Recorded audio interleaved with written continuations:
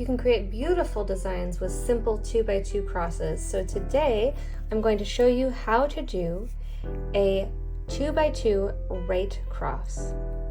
So first you slide your 2 stitches onto a cable needle. I have a grooved bamboo cable needle from Thread Maple here. And you hold those to the back. Back, right, left, front. That's what you need to remember when crossing your cables. So you simply knit 2 stitches off of your left hand needle. Then you work your stitches through those grooves. This is why I really love the grooved one for beginners.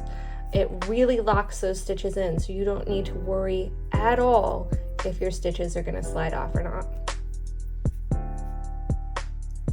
And then you knit 2 stitches off the back needle, and that is how you do a 2x2 right cross.